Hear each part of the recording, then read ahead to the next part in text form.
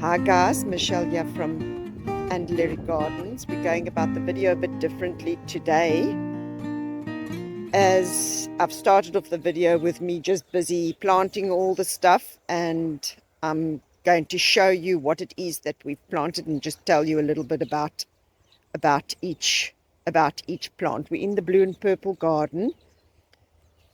That pot, the patio, that one there, was on top there, but then I think the cats must have come in the night and they knocked everything off.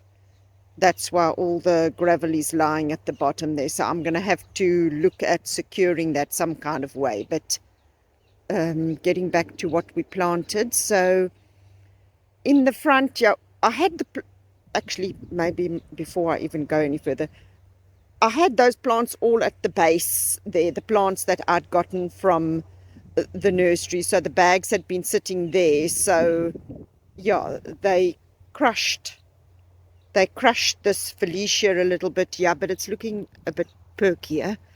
We had a nice bit of rain last night because I planted these and I didn't water them. So this is a Felicia. This was one of the things I was wanting for the blue and purple garden. You can see this is a lovely, almost like a cornflower, but the flowers are going off here now, so it's not so, you can't see it so pretty. So I've only got one, as I got these. This one I got from the market. It's sort of the church bazaar, and I think they more like donated the plants, so they literally only had the one. So I do want to get a few more of these for so we have a more of a mass planting. That's obviously going to stay small like that, so we need I think quite a number more to make a much bigger swath, but at least that's a start. I'll have a look and see if it's possible to maybe do from seeds or maybe cuttings. I'll Google a little bit more. So that's an indigenous plant. You do get this in, there's a number of different Felicias in other shades of blue. I think you might get one with a bit of a lighter blue, and you do get some which have got variegated foliage. So there is quite a few. So this is the one that I've got. This is a Michaelmas daisy. Now this I didn't purchase. When I went to buy the plants at the little nursery, then they gifted me this one. They said it was a purple Michaelmas daisy. So I'm not too sure what shade of purple flower it's going to get. This I will also maybe leave and try and divide at a later stage down the line, or maybe at least get two more plants just to fill the area up a little bit bigger. Now this can grow anywhere from 25 centimeters to about 1.2 meters tall. I don't know how big this one will grow. I think the flowers are also tall maybe, and the foliage stays a bit longer. They do form a bigger clump which one can divide like every 2 years or so, just to sort of kind of refresh the plant. And they take sun, but they also take a bit of semi-shade, so they're quite sort of dual purpose. They do die down in the winter time as well.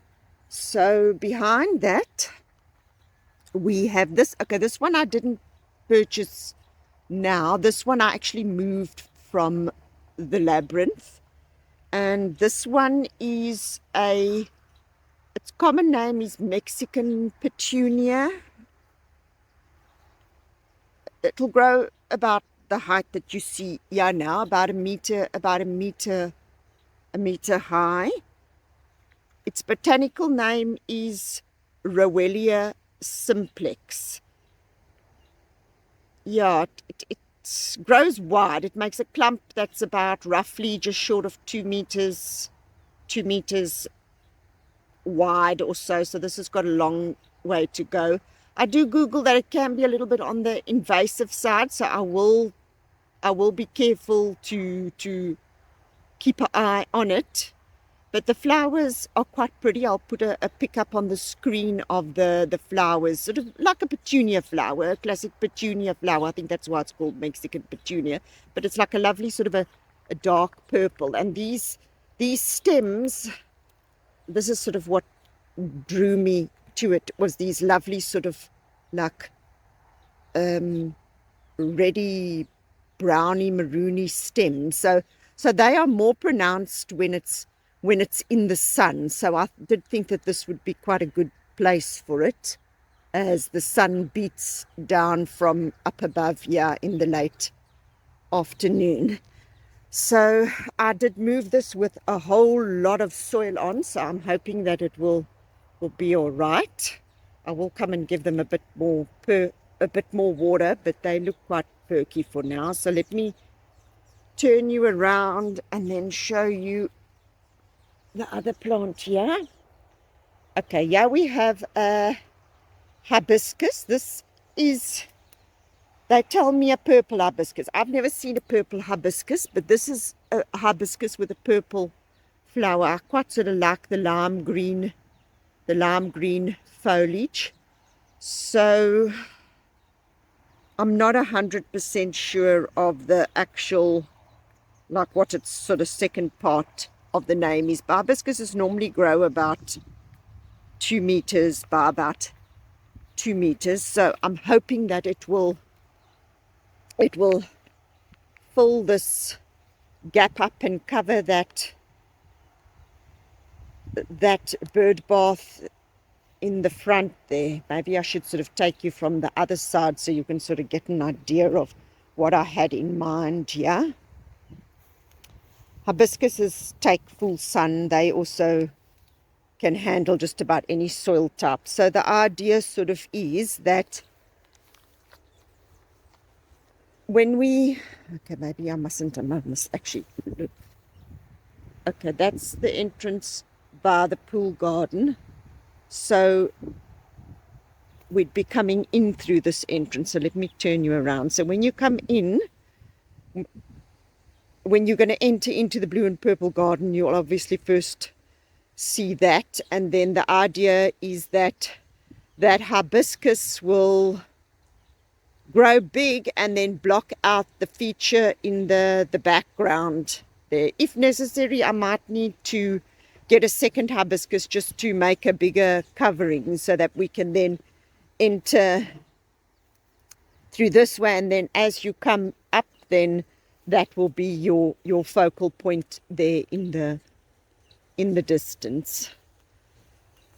So I'm quite excited to see a flower on this. I think it does need a bit of feeding as well, because it's quite sort of yellowish. This actually got hit hard by the pot that the cats or whatever knocked off. It could have even have been monkeys that knocked that feature down. But yeah, two of the little branches snapped off. So I do want to see if I can sort of, yeah, put it in some soil and see if it'll root. So that was the one thing that was planted there. And then let me show you what else we planted. It has been quite a productive day yesterday, and a beautiful day because it wasn't very hot. So these are heliotropes. This is like a very old plant that sort of like your granny would have had. They can grow up to about 1 meter. This one looks a bit leggy. You'll see that one looks a lot nicer. I got them sort of from 2 different nurseries. So I do think a little bit of cutting back, and then maybe what I'll do is just take a few cuttings and then we can have a couple more plant here. I feel that because of the size of the garden, we need at minimum 5. 5 would be good. Maybe we can get away with 3, but I'm feeling more along the line of 5.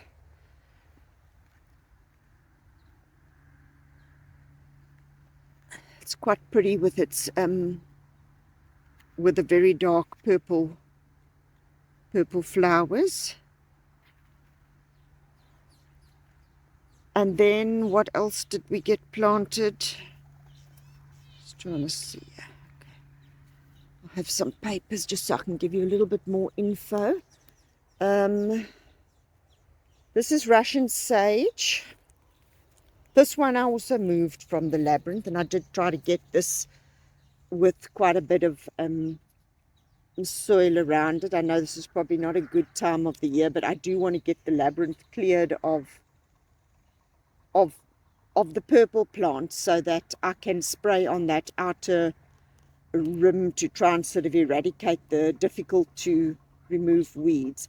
So Russian sage, yeah, this is beautiful. I like this for its for the foliage, sort of like that lovely light sort of grey-green color. I think it'll be a nice contrast against the agapanthus. This can grow to about 70 centimeters by about maybe more or less like a meter high. I'll put a pick up of a nice full one, and then this gets like a sort of a soft purpley color flower. So I'm quite excited to yeah, for that to get bigger so we can have this nice contrast. We definitely need a good few more of them, yeah, so that they can kind of like yeah, meet up to there. So we've got a bigger mass of the Russian sage and then the heliotrope over there. Those will both sort of, yeah, grow roughly more or less in the line of a meter or so. These are sort of expected sizes. I don't do a lot of watering. The garden very much has to survive, so the plants might not get to their full potential size had they been watered a lot. But that's fine, that's good. At the back we've got a yesterday, today and tomorrow. I'll put some pick up of that too with all the flowers. That sort of gets like a darker purple and a lighter purple and a white flower all on the same bush. It's a very fragrant flower. It can cause hay fever, so I did sort of position it also because of the height towards the back, so it's not closer to the pathway kind of thing. Now this can grow big. It can potentially grow to 2 meters high, no, about 2.5 meters wide by about up to 3 meters high, so that's quite substantial.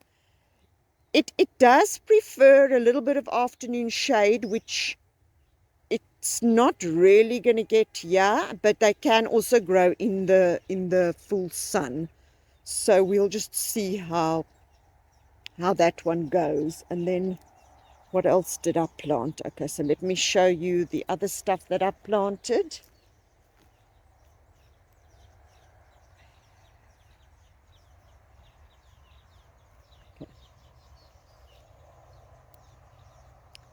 Okay, let's go a bit closer here. This is a vitex. Now I like this because of the purple, the purple underside, and then that lovely sort of grey-green color. So I think that'll be a nice contrast with the big, brighter green, and then this grey, yeah. So the contrast between the plectranthus and the back, I think this will be quite cool. So this one can grow like up to 4 meters high, which is quite high. And I'm thinking I want to sort of keep this bare at the bottom and keep it sort of like as a little tree, and then put a little bench under so that one can sit. So it'll be just literally just off the pathway, as I want the pathway to run all there, and then it'll say be just a bit wider. So I'm not going to plant anything around, and I'm literally going to let the Wandering Jew just grow the whole pathway, and then just a bench along the pathway. So that's sort of the idea there, just to keep it very simple. I do need to move all the wood. I am going to move it. I don't want to leave it here. I will try and find a home for these. I'm still deciding. The very nice pieces I will put sort of in a stumpery, and then the bromeliad I will move. I must just decide, and then the very bad pieces will just stay here as a mulch. So that's going to be quite exciting. And then what else did we plant?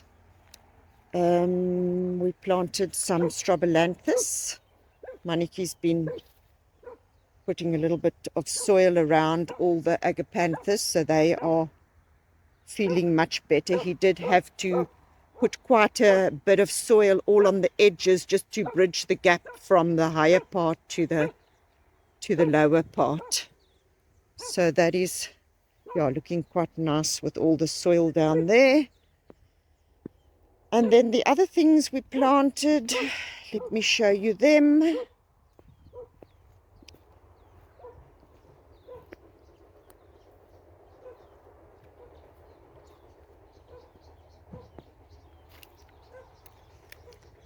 Okay, so we planted strobilanthus, 3 of them. I also did get that DTs in the front there. I did get that physically in the ground because that wasn't in the ground. I did sort of play around a little bit with some of the rocks and stones and that to sort of create the rock effect. I sort of had to repack that at the background, and I put this flatter one over here, but there's a lot of cleaning out I need to do in the background as well. So we got that DTs planted, and this is the strobilanthus.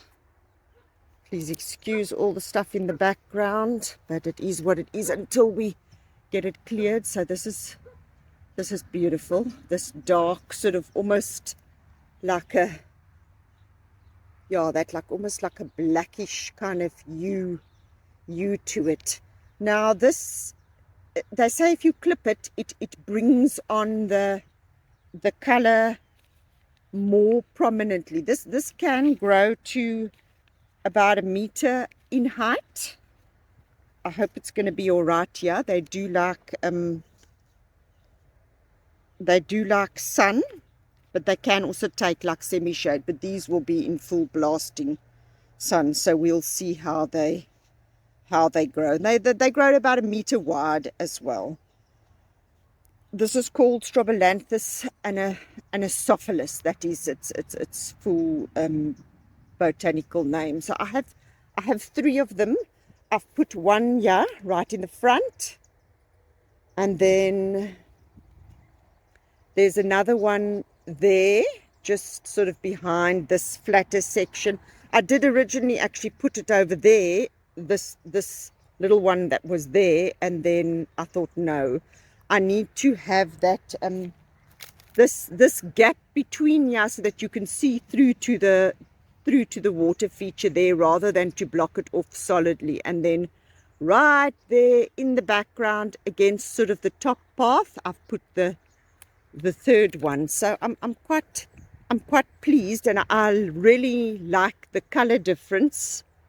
With, you can see that dark foliage, and then this sort of bright chartreusey color, and then that's sort of like an in-between, and then you've got the big bold leaves of the plectranthus. So I am quite happy with the